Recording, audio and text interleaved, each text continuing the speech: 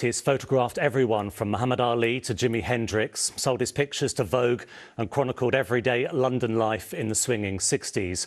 And yet the work of Charlie Phillips was largely sidelined before finally being celebrated in the 90s. Yesterday, he was given an OBE, and today he's come in to speak to us. Welcome to you, Charlie. How are you? Thank you very much. Thank you very much. Reading about your life, sometimes you led quite a bohemian existence, didn't you? Travelling around, Sure arts did, yeah. and culture.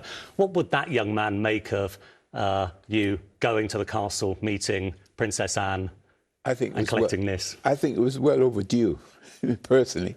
And now we're coming up to the 7th generation, and our history has been properly documented. Yeah. And I'm glad I was around to document it from the 60s. You see, one of the things is I thought we'd only spend 5 years in England, and it so happened that it's gone over 60 years, and I've been documenting our way of life. Yeah. But we haven't been given the proper platform over the years. So I think this is why public dominion and public opinion and a lot of people in my community acknowledge the work, and it's also part of British culture as well. And I'm glad the institution finally come to their senses. It's finally come. Let's rewind then. Early 1950s, you came with your family from Jamaica, Yes. settled in Notting Hill in a one-bedroom flat. Yes. How did that young boy get into photography? Now, it was this era where there was the Cold War was on, and there used to be a lot of Afro-American GIs, and I used to document them, but I've lost that collection of work. And this GI left a camera. Now, he also left a Saturday Evening Post, and we were living in one room at the time, and there was this amazing picture done by an artist called Norman Rockwell. Yeah. And I thought I'd follow his footsteps because he was documenting American way of life, and I thought I'd document Afro-Caribbean way of life.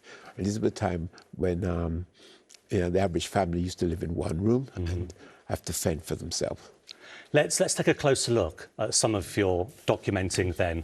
We'll start with Muhammad Ali. How did this picture come about? It's on the monitor just over there. Oh yeah, that's a classic.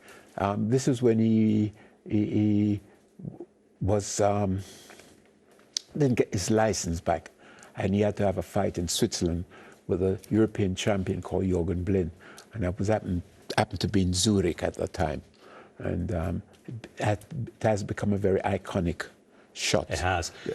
This one, also very well known, Notting Hill couple, 1967. Ooh, you go Tell back us how that this far? one came about. No, well, that one, it was in a house party, and I thought it was such a beautiful couple, and I thought I'd document it, but nowadays it's been used for different purposes. For Multicultural Britain, social workers uses it, and it's been portrayed in a different way, but it's still one of the public favourites for some unknown reason.